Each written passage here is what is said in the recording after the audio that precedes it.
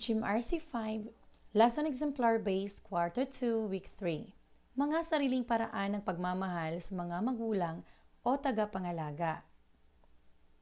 Ang ating mga kaugnay na paksa ay mga hamon sa buhay ng walang magulang o tagapangalaga. Mga wastong tugon ng walang magulang o tagapangalaga. Layunin. Naipakikita ang pagiging mapagpasalamat sa pamamagitan ng pagdakila sa mga mabuting ginawa ng kanyang mga magulang o tagapangalaga. Nakapagpapahayag ng mga sariling paraan ng pagmamahal sa mga magulang o tagapangalaga. Napatutunayan na ang mga sariling paraan ng pagmamahal sa mga magulang o tagapangalaga ay bahagi ng pagpapahalaga sa kanilang tungkulin at sakripisyo tungo sa pagpapatatag ng ugnayan ng bawat kasapi ng pamilya. Nailalapat ang mga sariling paraan ng pagmamahal sa mga magulang o tagapangalaga. Para sa unang araw, tayo'y magbalik-aral. Magbigay ng 3 sariling pamamaraan ng iyong pagmamahal sa mga magulang o tagapangalaga. Isulat ang iyong sagot sa mga larawan ng bulaklak.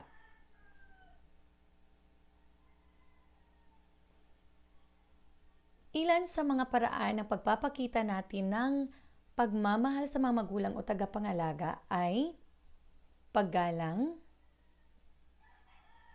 katulad ng pagsagot ng may po at opo at hindi pabalang, paglalaan ng oras o panahon na makasama natin ang ating mga magulang, hindi puro barkada, hindi puro lakwatsa o gimmick o kahit ano pang lakad o kaya puro laro na lang. Pwede rin o maaaring sa paraan ng pagtulong sa mga gawaing bahay na ipapakita natin ang pagmamahal sa mga magulang o tagapangalaga. Marami pang paraan, iba't ibang paraan para ipakita ang pagmamahal natin sa kanila. Ngayon naman, basahin at tapusin ang balita. Hatiin natin ang klase sa 3 grupo. Basahin at pag-aralan ng maingat ang artikulo sa balita. Maglikha o lumika ng wakas sa kwento ng balita. Ang nilalaman ng wakas ay dapat magbigay ng solusyon o mga posibleng solusyon sa suliranin ng artikulo o balita. So kayo ang gagawa ng wakas ng balita. Sa pamamagitan ng pagbibigay ng mga posibleng solusyon.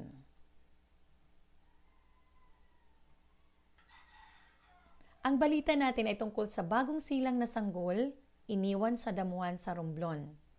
Ito ay ibinalita ni Paul Jason Foss ng philstar.com noong 10 ng Nobyembre 2022.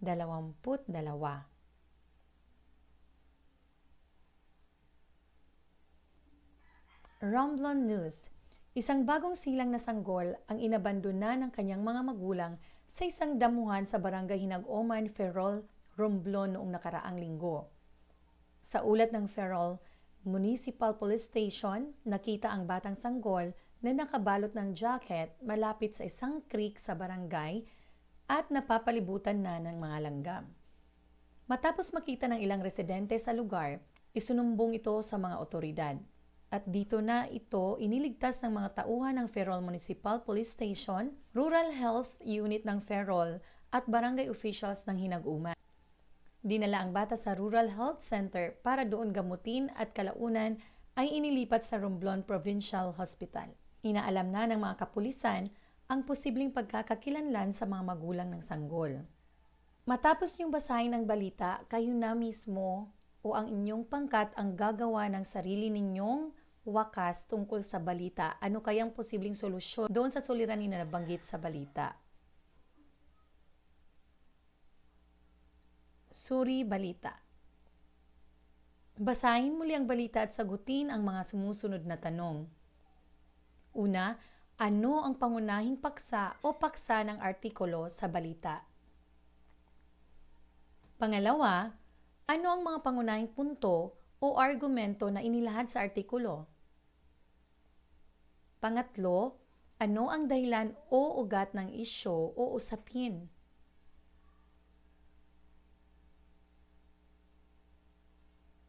Ngayon naman, para sa ikalawang araw, ating talakayin ang mga hamon at tugon sa buhay ng walang magulang o tagapag-alaga.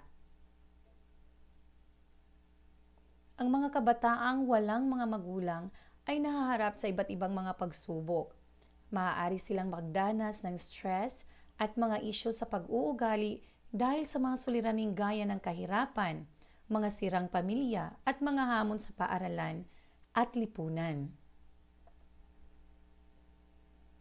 Ang mga pamilyang may isang magulang ay maaaring magdulot ng agresyon at mga problema sa ugali sa mga kabataan.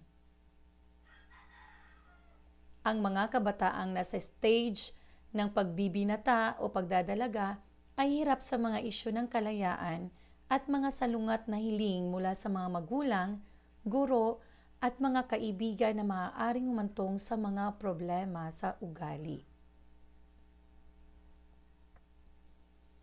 Ang mga kabataang nasa pangangalaga ay nahaharap sa mga espesyal na hamon sa totoong buhay at mas madaling maapektuhan ng panganib sa online o social media. Ang mga magulang na nag-aampon ay nahihirapan sa pagtutok sa kanilang mataas na panganib na online o social media na asal.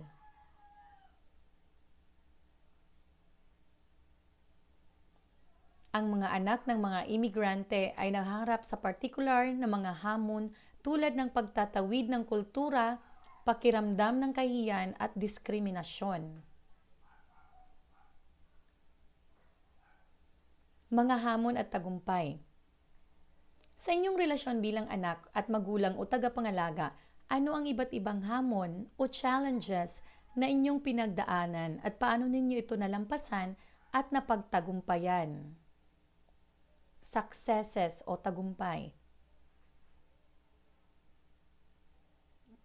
Kaya natin to. Sa aktibidad na ito o gawain na ito, isusulat nyo yung mga hamon na naranasan ninyo. At isusulat nyo din yung mga tagumpay ninyo. Paano nyo napagtagumpayan ang mga hamon o ano nung mga hamon sa buhay ang napagtagumpayan ninyo. Ngayon naman, gawin natin ang paglalapat at pag-uugnay. #Surinawa, pagsusuri at pag-unawa. Marapat pagtagpuin at hindi paghiwalayin. Kumpletuhin ang mga pangungusap. Sa paksang ito, natutuhan kong pangalawa, napakahalaga ng mga natutuhan kong ito sapagkat kayo na ang magdudugtong kung ano ang inyong mga natutuhan o natutunan mula sa paksa natin ngayon. Maraming salamat sa pakikinig. Enjoy learning. Like, subscribe, and hit the notification bell.